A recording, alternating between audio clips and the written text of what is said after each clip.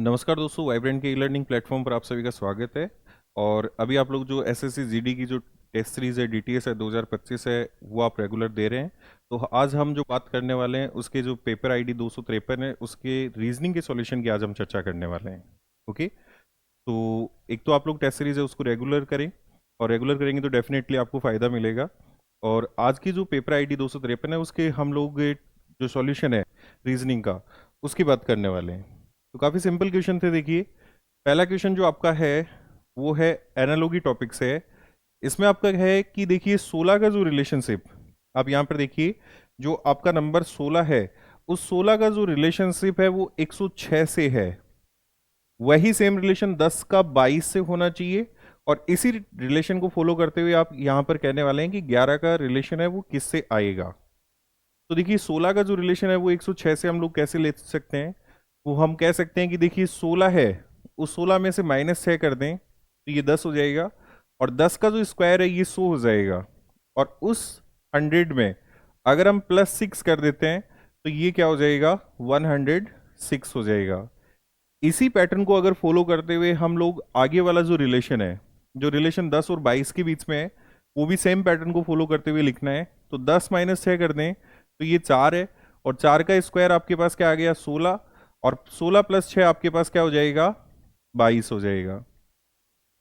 अब same relation आप यहाँ पर लिख सकते हैं कि 11 -6 है, उसका स्क्वायर करेंगे, और 11 - 6 का स्क्वायर करेंगे तो ये आपके पास यहाँ पर जो है 11 - 6, 5 का स्क्वायर 25, और +6 करेंगे तो आपके पास ये आ जाएगा 31 आ जाएगा। तो यहाँ पर जो आपका आंसर होने वाला है वो बी ऑप्शन है, उसमें आपको 31 दिया है।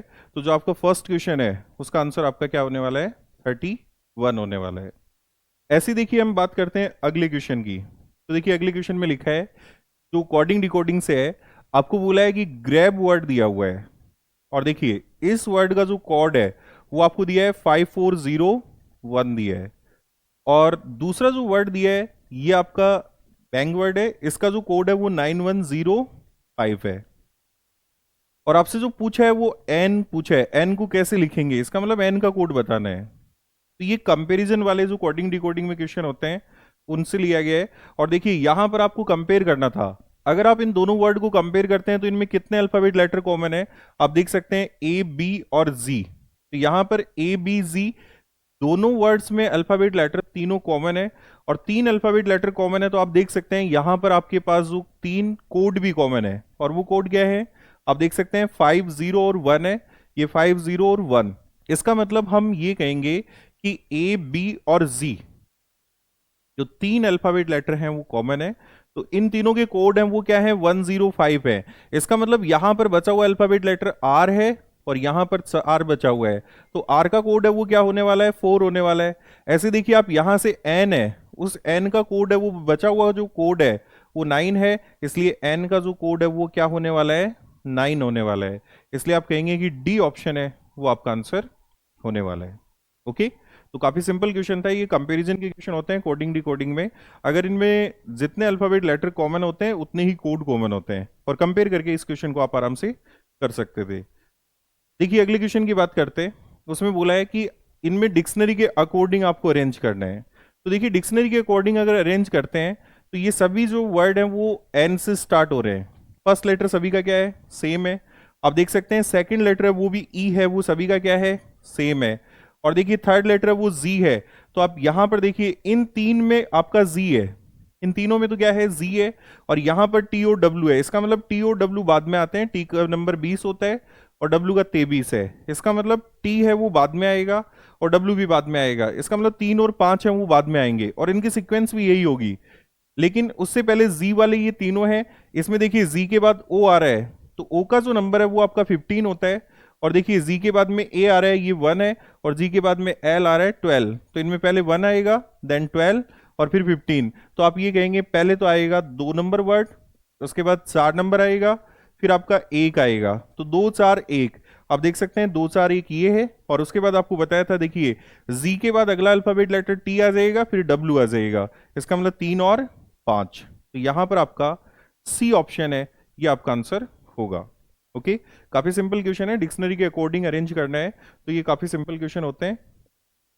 फिर देखिए ये आपका है कि कागज के एक टुकड़े को मोड़ा और काटा जाता है, जैसा कि नीचे दी गई आकृति में आपको दिखाया गया है। उत्तर चित्र में आपको बताएंगे खोलने पर यह कैसा दिखाई देगा। मतलब आपको फोल्डिंग दी गई है और फोल्डिंग के बाद कटिंग दी गई है। तो देखिए आप यहां से समझिए, ये आपकी फर्स्ट फोल्डिंग है और ये आपकी क्या है, सेकंड वाली फोल्डिंग है। और उसके बाद ये आपका पेपर है और उसके बाद ये कटिंग दी गई है। तो आपको पता है कि इसमें जो भी आपकी लास्ट फोल्ड है, जो आपका लास्ट फोल्ड है वो पहले खुलेगा सबसे पहले। इसका मतलब लास्ट फोल्ड ये यहां से हुआ है, तो इसको आप एज ए एक्सेस मानकर इसकी मिरर इमेज और वाटर इमेज का जो कॉन्सेप्ट है वो आप काम में ले सकते हैं कि ये जो हाफ सर्किल है ये तो क्या बन जाएगा, कंप्लीट बन जाएगा। और देखिए इसकी इमेज बनाओगे वो यहां पर बनने वाली है, और इसकी जो इमेज बनाओगे वो आप यहां कह सकते हैं ये बनने वाली है। ओके, अब इसके बाद ये पेपर आपका यहां से अनफोल्ड होगा। तो अनफोल्ड होगा इसका मतलब इसको एज ए एक्सिस मानकर आप लोग इसकी मिरर इमेज बना सकते हैं। और अगर इसकी मिरर इमेज बनाते हैं तो देखिए ये आकृति आपको यहां पर मिलने वाली है। और ये जिस ऑप्शन में दी हुई है इसकी इमेज बनाओगे सर्किल की, वो यहां पर मिलने वाली है। आप अच्छे से देख सकते हैं कि ये जो आकृति है वो आपको सी ऑप्शन में दी गई है, इसलिए सी ऑप्शन है वो आपका यहां पर आंसर होने वाला है। तो आप यहां पर सी ऑप्शन को टिक करने वाले थे। काफी सिंपल है। आपको ये ध्यान रखना है कि जो लास्ट फोल्ड है वो सबसे पहले खुलेगा और जो फर्स्ट फोल्ड है वो सबसे लास्ट में खुलेगा। और इसमें आप मिरर इमेज और वाटर इमेज जो है, दर्पण प्रतिबिंब और जो जल प्रतिबिंब है, उसका कॉन्सेप्ट है वो काम में ले सकते हैं। चलिए देखिए अगले क्वेश्चन की बात करते हैं। बोला है कि यदि आज शुक्रवार है तो 72 दिनों के बाद क्या होगा। ये कह रहा है कि आज जो है वो कौन सा वार है, शुक्रवार है। देखिए आज शुक्रवार है, आपसे पूछा है कितने दिन बाद, कह रहा है कि 72 72 दिन बाद। तो सीधा सा है कि आप लोग इसमें क्या निकाल लो, विषम दिन निकाल लो, ओड डेज विषम दिन जो है वो निकाल लो। और ये कह रहे हैं 72 दिन, तो इसमें अगर आप विषम दिन ऑड डेज निकालना चाहते हैं तो 7 से डिवाइड कर दो। और जो शेषफल बचता है, रिमाइंडर जो बचता है शेषफल, वही विषम दिन होता है। तो यहां पर जो विषम दिन है वो कितने आएंगे, 2 विषम दिन आने वाले हैं। क्योंकि 70 है वो कंप्लीटली डिवाइड होता है, तो आपके पास यहां पर जो ओड डेज है, विषम दिन है, वो कितने आने वाले हैं, 2। इसका मतलब जो 2 दिन बाद होगा वही क्या होगा, 72 डेज बाद होगा। तो आप इसमें डायरेक्ट +2 कर सकते हैं। और शुक्रवार में 2 प्लस करेंगे, 1 प्लस करेंगे तो शनिवार, और 2 प्लस करेंगे तो आपके पास क्या आएगा, रविवार आने वाला है। ओके, तो यहां पर आपका जो बी ऑप्शन है, ये बी ऑप्शन क्या हो जाएगा, ठीक हो जाएगा। चलिए देखिए अगले क्वेश्चन की बात करते हैं। काफी सिंपल क्वेश्चन है, कैलेंडर से भी। डाइस का क्वेश्चन है, और डाइस के क्वेश्चन में आपको पता है कि अगर 2 डायग्राम दिए हुए हैं तो सबसे पहले आपको ये देखना होता है कि कितने डिजिट कॉमन है। और आप यहां पर देख सकते हैं कि जो डिजिट है वो 6 और 4 कॉमन है। अगर 2 डिजिट कॉमन होते हैं तो आपको पता है कि जो बचे हुए डिजिट हैं वो एक दूसरे के अपोजिट होते हैं। तो यहां पर 3 और 1 है, ये दोनों एक दूसरे के अपोजिट होंगे। और यही आपसे पूछा है कि 3 अगर टॉप पर है तो बॉटम पर कौन सी संख्या होगी। तो देखिए 3 के अपोजिट है वो यहां पर क्या होने वाला है, 1 होने वाला है। काफी सिंपल क्वेश्चन है। और एक डिजिट कॉमन होता है तो उसके केस में हम लोग क्लॉकवाइज या एंटी क्लॉकवाइज लिखते हैं, लेकिन यहां पर जो डिजिट है वो 2 कॉमन है। अगर 2 डिजिट कॉमन होते हैं तो जो बचे हुए डिजिट हैं वो दोनों एक दूसरे के क्या होते हैं, अपोजिट होते हैं। चलिए देखिए अगले क्वेश्चन की बात करते हैं। कह रहा है कि मोहन का घर दक्षिण दिशा की ओर है। तो देखिए ये साउथ की तरफ इसका घर है और दक्षिण दिशा की तरफ इसका घर है। यहां से मोहन ने, वह अपने घर से बाहर निकलता है, इसका मतलब ये नॉर्थ की तरफ फेस करके देखो यहां अपने घर से बाहर निकला है। और ये कह रहा है कि सीधे 30 मीटर तक चलता है। तो देखिए ये आपका क्या आ गया, 30 मीटर आ गया है। और 30 मीटर चलने के बाद वह लगातार 2 बार दाएं मुड़ता है। तो यहां से दाएं मुड़ेगा तो ये दाईं तरफ, और 2 बार दाएं मुड़ता है। और ये कह रहा है कि 6 और 24 मीटर की दूरी तय करता है। तो देखिए ये जो है वो 6 मीटर और 24 मीटर की दूरी तय कर रहा है। तो ये हमने ले लिया है कि ये जो डिस्टेंस है वो कितनी हो गई है, 6 मीटर। और फिर से दाएं मुड़ा है तो ये दाएं हो जाएगा। और ये जो डिस्टेंस है ये कितनी हो गई, 24 मीटर। कह रहा है कि 24 मीटर की दूरी तय करता है, अंत में वह बाईं ओर मुड़ता है और एक किराने की दुकान पर पहुंचने के लिए 2 मीटर की दूरी तय करता है। तो यहां से बाईं तरफ मुड़ेगा तो ये है, और ये सिर्फ और सिर्फ 2 मीटर की दूरी तय कर रहा है। तो देख लीजिए कि ये आपका हो गया है 2 मीटर, और ये दुकान पर पहुंच गया है। अब वो कह रहा है कि इन दोनों के बीच की न्यूनतम दूरी, घर और दुकान के बीच की, तो देखिए ये न्यूनतम दूरी है। और ये निकालने के लिए आपको पता है कि यहां पर हम पाइथागोरस प्रमेय है वो लगा सकते हैं। और देखिए पाइथागोरस प्रमेय लगाएंगे तो इसको हम लोग राइट एंगल ट्राइंगल समकोण त्रिभुज बनाएंगे। और ये समकोण त्रिभुज बन गया है। तो देखिए ये जो डिस्टेंस है ये तो आपकी कितनी है, देखिए ये 24 है तो ये भी 24 होगी। इसका मतलब ये कितनी बच गई है, 6। और ये 6 है तो ये भी 6 है, और 2 8। कहने का मतलब ये तो आपके पास कितनी है, 8 है, और ये कितनी है, 6 है, और आपको ये निकालनी है। तो आप इसमें कहेंगे 8 का स्क्वायर प्लस 6 का स्क्वायर, और इसका क्या आएगा, रूट, क्योंकि कर्ण का स्क्वायर बराबर आधार का स्क्वायर प्लस लंब का स्क्वायर, पाइथागोरस प्रमेय से कर सकते हैं। और ये आपके पास 64 प्लस 36, और ये आपके पास कितना आ जाएगा, 100, और 100 का जो रूट है वो आपके पास क्या आ जाएगा, 10। तो आप यहां पर कहने वाले हैं कि जो न्यूनतम दूरी है वो आपके पास क्या आने वाली है, 10 मीटर। आप इसको डायग्राम से भी कर सकते हैं, और आप इसे बिना डायग्राम के भी कर सकते हैं, जो कि तरीका मैंने आपको ऑनलाइन जो है वो आपको बताया था, उसमें भी आप देख सकते हैं। उसमें अगर करना चाहते हैं तो देखिए सीधा कॉन्सेप्ट था, ये कह रहा है कि नॉर्थ की तरफ, देखिए दक्षिण दिशा की तरफ है और अपने घर से बाहर निकलता है, इसका मतलब नॉर्थ की तरफ जाएगा। और ये कितना चलता है, 30 मीटर चलता है। फिर उसके बाद नॉर्थ से राइट टर्न लेता है, तो टर्न का तरीका बताया हुआ है कि NESW। देखिए यहां अगर नॉर्थ से राइट टर्न लेता है तो ईस्ट आएगा, और ईस्ट में कितना चलता है, 6 मीटर चलता है, तो ये हमने 6 मीटर लिख दिया है। फिर से राइट टर्न लेगा तो यहां पर क्या आएगा, साउथ, और साउथ में कितना चलता है, 24। अब उसके बाद लेफ्ट टर्न लेता है, तो साउथ से लेफ्ट टर्न लेगा तो ये आपका लेफ्ट होता है, तो फिर से क्या आएगा, ईस्ट, और ये 2 मीटर चलकर एंड पॉइंट पर पहुंच गया। आपको बताया था कि नॉर्थ की डिस्टेंस है वो साउथ से कैंसिल आउट होती है, इसका मतलब आप ये साउथ के 24 हैं, ये कैंसिल आउट यहां से कर देंगे तो कितना बचेगा आपके पास, ये 6 बचने वाला है, और ईस्ट की वैल्यू है ये ऐड हो जाएगी। तो देखिए नॉर्थ की जो वैल्यू है वो तो आपके पास बची है कितनी, 6, और ईस्ट की वैल्यू है ये कितनी बची है, 8। आपको बताया था कि अगर दो वैल्यू बचती है, इसका मतलब दोनों वैल्यू में से एक है वो आधार की है, बेस की है, और दूसरी है वो परपेंडिकुलर लंब की वैल्यू है। तो रूट लगाकर आप दोनों का स्क्वायर लिख सकते हैं, और ये आपके पास 6 का स्क्वायर प्लस 8 का स्क्वायर, ये आपके पास आएगा 10। ओके, सीधा कर सकते हैं। चलिए देखिए, आपको श्रृंखला को पूरा करना है, नॉन वर्बल सीरीज का क्वेश्चन है। और देखिए नॉन वर्बल सीरीज में आपको देखना है कि इस आकृति से इस आकृति में चेंजेस क्या है। अब चेंजेस इसमें, लेकिन हम मार्किंग इसमें कर रहे हैं। देखिए ये ट्राइंगल है, वो आपका ट्राइंगल है वो यहां से यहां चला गया है, और ये जो मल्टीप्लीकेशन है वो यहां आ गया है। कहने का मतलब ये दोनों सिंबल आपके आपस में क्या हो गए हैं, इंटरचेंज हो गए हैं। और देखिए ये टी और जो ओ है वो भी आपके आपस में इंटरचेंज हो गए हैं, तो ये दोनों इंटरचेंज हो गए हैं। और यहां पर एस की जगह पर सी आ गया है, इसका मतलब ये एक नए सिंबल से, न्यू सिंबल से रिप्लेस हो रहा है। ठीक है, इसी है, आप देख सकते हैं इसमें। फिर से देखिए ये मल्टीप्लीकेशन आपका यहां आ चुका है, और ट्राइंगल फिर से आपके दोनों क्या हो रहे हैं, आपस में इंटरचेंज हो रहे हैं। मल्टीप्लीकेशन तो आपका यहां चला गया देखिए, और ये ट्राइंगल आ गया है। और देखिए टी और ओ फिर से चेंज हो रहे हैं, ये तो आपका ओ चला गया ऊपर और टी नीचे आ गया है, और सी फिर से देखिए एक नए सिंबल से रिप्लेस हो रहा है। ओके, आप फिर देखिए इसमें आपका ये जो ट्राइंगल है वो यहां जाएगा, देख सकते हैं, और मल्टीप्लीकेशन यहां आएगा, ये रहा। और देखिए ओ और टी आपस में इंटरचेंज हो रहे हैं, और ये आपका एक नया सिंबल आ रहा है। इसका मतलब अगली जो आकृति है उसमें क्या होगा कि ये सिंबल आपस में इंटरचेंज होंगे, और इंटरचेंज होंगे, इसका मतलब यहां पर आपका सिंबल है वो मल्टीप्लीकेशन आएगा, और यहां पर आपका क्या आएगा, ट्राइंगल आएगा, और ये दोनों आपस में इंटरचेंज होंगे। इसका मतलब टी और ओ चेंज होंगे, तो ये तो ओ आ जाएगा, और ये टी, यहां पर एक नया सिंबल आएगा। अब आपको ऑप्शन देखना है कि ऐसा ऑप्शन देखिए जिसमें यहां पर एक नया सिंबल मिले। और नए सिंबल की बात करें, देखिए सी ऑप्शन में अगर आप देखेंगे तो ये सिंबल ऑलरेडी यहां पर यूज हो चुका है। ये सिंबल रहा तो सेम सिंबल नहीं रहेगा, इसका सिंबल है वो चेंज होगा, और चेंज होगा तो ये केवल पी देखिए ए ऑप्शन में दिया है, बाकी जो चारों सिंबल है वो आपके ठीक है। इसका मतलब ए ऑप्शन है वो यहां पर आपका आंसर होने वाला है। तो नॉन वर्बल सीरीज में इसी टाइप से क्वेश्चन आते हैं कि उनके बीच में, जैसे वर्बल सीरीज होती है उसमें कुछ प्लस माइनस होता है, यहाँ आपकी जो पोजीशन है वो चेंज होती है, या फिर रोटेशन हो सकता है। रोटेशन और मूवमेंट दो कॉन्सेप्ट यहाँ पर इंपॉर्टेंट होते हैं। चलिए देखिए अगले क्वेश्चन की बात करते हैं। कह रहा है कि नीरज है वो रिंकू का पिता है। तो देखिए नीरज, ये नीरज पिता है, किसका पिता है बोलिए, रिंकू का पिता है। तो नीरज अगर रिंकू का पिता है तो ये हमने डायग्राम बना दिया। और फिर कह रहा है कि जिया और टिया रूबी की बेटियां हैं। देखिए रूबी की बेटियां हैं, ये जिया और टिया हैं वो रूबी की बेटियां हैं। तो एक बार हम लोगों के पास यहाँ पर रूबी नहीं है, तो आगे हम इसको कंटिन्यू करते हैं। जो रिंकू की इकलौती बहन है, देखिए रिंकू की इकलौती बहन है, कौन है, जो कह रहा है इसका मतलब रूबी।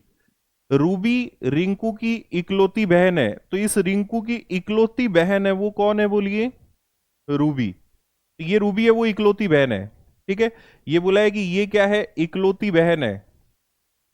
फिर देखिए नेक्स्ट क्या कह रहे हैं, विष्णु है वो रिंकू और गीता का पुत्र है। विष्णु है वो रिंकू का भी पुत्र है। देखिए ये विष्णु है, ये पुत्र है, किसका पुत्र है, रिंकू और गीता का। अब रिंकू और गीता का पुत्र है, इसका मतलब रिंकू और गीता है वो दोनों आपस में क्या बनाएंगे, मैरिड कपल। और गीता है वो फीमेल हो जाएगी, रिंकू है वो क्या हो जाएगा, मेल हो जाएगा।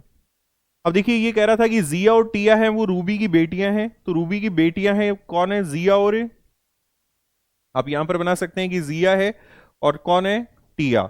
ये दोनों क्या है, रूबी की बेटियां हैं। उसके बाद कह रहा है कि नीरज टिया से कैसे संबंधित है, how is Neeraj related to Tia, ये पूछा है आपसे। तो देखिए नीरज ये है और टिया से कैसे रिलेट करता है, तो ये टिया की मदर हो गई है और ये माता का पिता, माता का पिता है वो क्या होता है, नाना, और नाना को कहते हैं मैटरनल ग्रैंडफादर। तो देखिए ए ऑप्शन में आपको दिया हुआ है, तो यहां पर आपका आंसर है वो क्या होने वाला है, नाना। लेकिन अगर यही उल्टा पूछा जाता है कि टिया है वो नीरज से कैसे संबंधित है, तो फिर आप लोग कहते थे ग्रैंड डॉटर, जो कि हम लोग नातिन कहते हैं। ओके, चलिए देखिए अगले क्वेश्चन की बात करते हैं। कह रहा है कि समय 8:40 पर दोनों सुइयों के बीच कितने डिग्री का कोण होगा। तो सिंपल है, फॉर्मूला आपको बताया है कि theta equals to 30 into h minus 11/2 into m, ये फॉर्मूला होता है। जहां पर थीटा तो कोण है, एच घंटे की वैल्यू है, एम क्या है, मिनट की वैल्यू। आप यहां पर 8:40 बोला है तो एच की वैल्यू तो 8 हो जाएगी, और एम की जो वैल्यू है ये आपके पास कितनी हो जाएगी, 40। अगर दो से कैंसिल आउट करते हैं तो ये आपके पास 20 है, और ये देखिए 240 माइनस 220, तो आपके पास ये जो वैल्यू है वो निकल कर आएगी कितनी, 20 डिग्री। आपसे यही पूछा था कि ये कितने डिग्री का, दोनों सुइयों के बीच में कितने डिग्री का एंगल होगा, तो आप आराम से बता सकते हैं कि ये जो एंगल है वो आपके पास कितने डिग्री का होगा, 20 डिग्री का होगा। चलिए देखिए नेक्स्ट। कह रहा है कि 4 अक्षर समूह दिए गए हैं जिनमें से आपको 3 किसी प्रकार समान है, एक अलग है, वो आपको बताना है। ऑड मैन आउट का क्वेश्चन है, आप देख सकते हैं सी, एफ, आई और एल। अगर ये देखें तो 3, 6, 9 और 12, तीनों के बीच में 3 3 का डिफरेंस है, 3 3, और ये भी क्या है, 3 है। उसके बाद लिखा है जी एच आई जे, तो देखिए जी एच आई जे, ये 7 है, 8 है, 9 है, 10 है। तो यहां पर जो है वो डिफरेंस क्या है, +1 +1 +1 है। और देखिए ये एमओ क्यू एस लिखा है, तो एमओ क्यू एस है, उसमें देखिए 13 है, ये आपका क्या है 15, 17 और 19। आप अच्छे से देख सकते हैं कि ये +2 है, और ये भी क्या है +2 है, और ये भी क्या है +2 है। अगला जो लिखा है वो लिखा है पी एस यू और एक्स है, तो ये आपके पास 16 है, और ये 19 है, 21 है और 24 है। तो देखिए 16 + 3 आपके पास क्या आ रहा है, 19। लेकिन यहां पर 19 + 2 आ रहा है, और ये देखिए +3 आ रहा है। तो बाकी जो तीनों है इनमें सिमिलरिटी है कि इनमें डिफरेंस है वो सेम है। इनमें हो सकता है कि डिफरेंस +3 का आ रहा है, सब में इनमें +1 का आ रहा है, इसमें +2 का आ रहा है, लेकिन इसमें जो है +3 +2 +3 डिफरेंट आ रहा है। इसलिए आप कहेंगे कि पी एस यू एक्स है, ये आपका क्या हो जाएगा, डिफरेंट हो जाएगा। तो यहां पर डी ऑप्शन है वो आपका क्या है, डिफरेंट होने वाला है। चलिए देखिए अगले क्वेश्चन की बात करते हैं। कह रहा है कि अंकित को 6 स्थान बाईं ओर स्थानांतरित किया जाता है, ये एक रो है, और देखिए यहां पर बैठा है अंकित।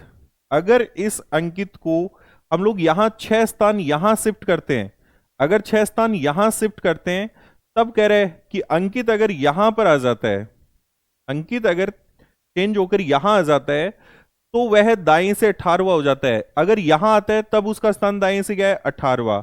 इसका मतलब जब अंकित पहले यहां था तब उसका स्थान क्या था यहां से, तो वो देखिए आप लोग, अगर पहले अंकित यहां था तब उसका स्थान क्या था, जब अंकित यहां पहले था तो उससे 6 स्थान पीछे था। इसका मतलब 18 - 6 आपके पास क्या आ जाएगा, 12 आ जाएगा।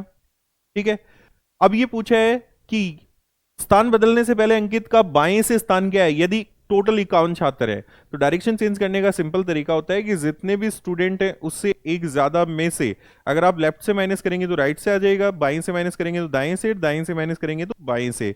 अब यहां पर देख सकते हैं टोटल स्टूडेंट है वो आपके पास 51 है, और 51 से एक ज्यादा कितना होगा, 52।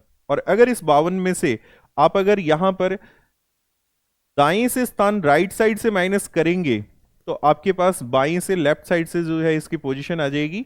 और देखिए 52 में से अगर आप दाएं से माइनस करते हैं, तो दाएं से स्थान यहां जब अंकित पहले था स्टार्टिंग में, तब आपसे पूछा है तो उसका स्थान 12 था। ये 12 अगर आप माइनस करते हैं तो उसका बाएं से स्थान आ जाएगा, और जो कि बाएं से स्थान है वो क्या है, 40 है। काफी सिंपल क्वेश्चन है, डायरेक्शन ही चेंज करनी थी, आप आराम से इस क्वेश्चन को कर सकते थे। ओके, चलिए देखिए अगले क्वेश्चन की बात करते हैं। इसमें आपसे जो है मिरर इमेज पूछी है, दर्पण प्रतिबिंब पूछा है। तो देखिए आप यहां से आराम से इसको, एन का दर्पण प्रतिबिंब है उसे ऑप्शन कैंसिल कीजिए, ये आपका कैंसिल हो जाएगा।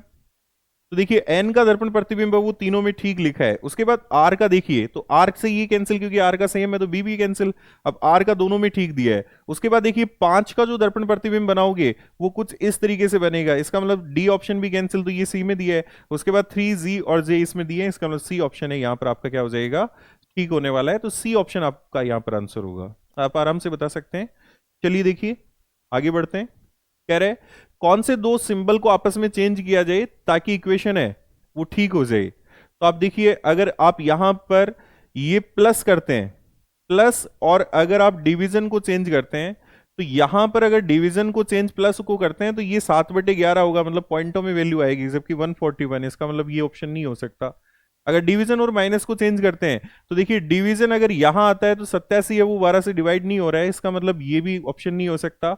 मल्टीप्लीकेशन और प्लस को चेंज करते हैं तो हो सकता है, चलो इसको चेक करते हैं। तो देखिए 42 ये आपका क्या है, डिवाइड बाई 7 है। और प्लस और मल्टीप्लीकेशन को चेंज कर रहे हैं तो प्लस की जगह तो मल्टीप्लीकेशन आ जाएगा। और यहां पर देखिए 11 है, और ये जो आपका मल्टीप्लीकेशन है उसकी जगह पर क्या आ जाएगा, +87 माइनस क्या है 12। अब इस इक्वेशन को अगर चेक करें तो सबसे पहले इसमें क्या है कि बोर्ड मास का रूल लगने वाला है। तो सबसे पहले जो आपका है वो यहां पर क्या आने वाला है, ब्रैकेट अगर है तो वो सोल्व होता है। उसके बाद ऑफ डिवीजन, मल्टीप्लीकेशन, एडिशन और सब्ट्रैक्शन ये सीक्वेंस होती है। तो सबसे पहले डिवीजन सोल्व होगा।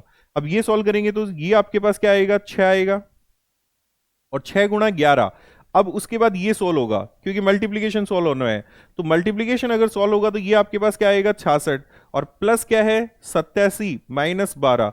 तो आप देख सकते हैं यहां से कि आपके पास जो ये वैल्यू है वो आपके पास आ जाएगी 66 + 87 करते हैं हम लोग, तो ये आपके पास जो वैल्यू है ये आपके पास आएगी 153, और उसमें से 12 माइनस करेंगे इसका मतलब 141 आ जाएगा। तो 141 आ रहा है, इसका मतलब बिल्कुल ठीक है।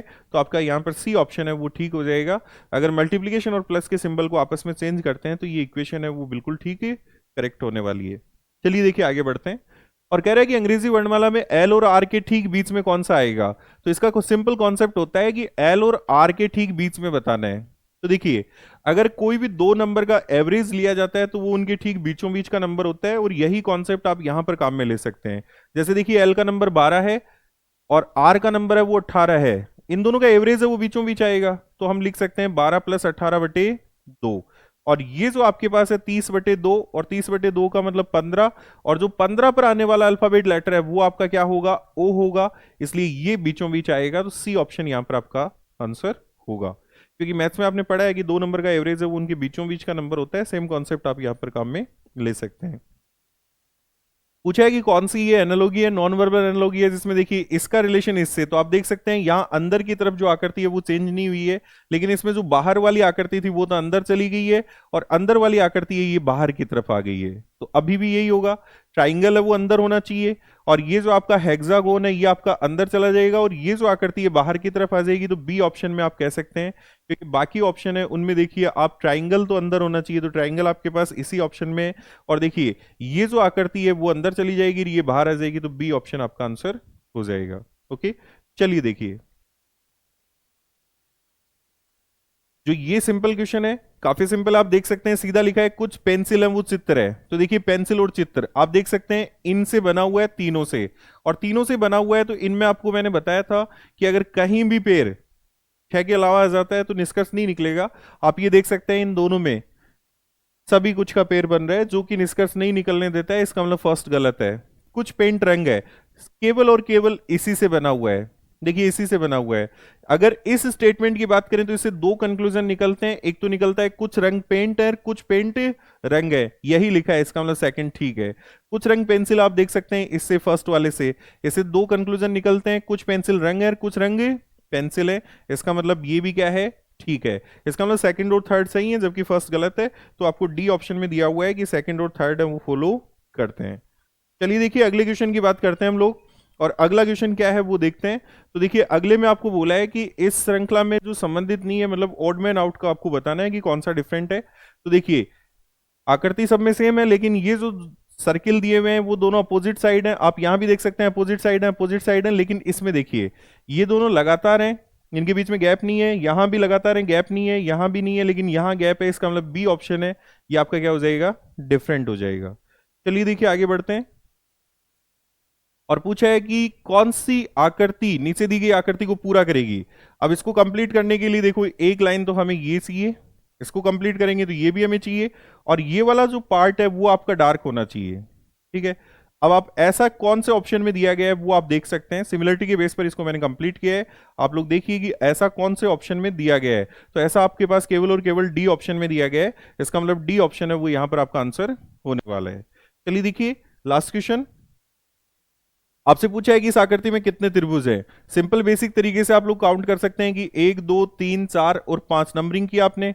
और इंडिविजुअली अगर एक एक की बात करें तो 1 नंबर आकृति भी ट्राइंगल है, 2 भी त्रिभुज है, 3 भी त्रिभुज है, 4 भी त्रिभुज है और 5 भी त्रिभुज है। इसका मतलब 1 से बनने वाले आपके पास 5 है।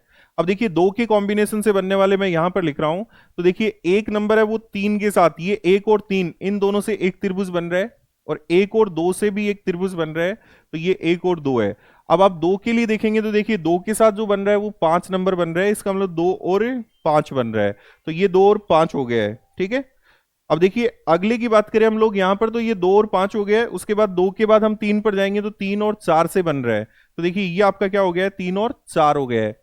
उसके बाद 4 और 5 से नहीं बनेगा, कहने का मतलब ये 4 बन रहे हैं तो ये 4 हो गए हैं। उसके बाद 3 के कॉम्बिनेशन से, अब 3 के कॉम्बिनेशन वाले यहां लिख देता हूं मैं। देखो 1 नंबर के लिए देखेंगे तो ऐसा कोई भी नहीं है, लेकिन 2 के लिए 2 4 5 है, आप देख सकते हैं 2 4 5 है।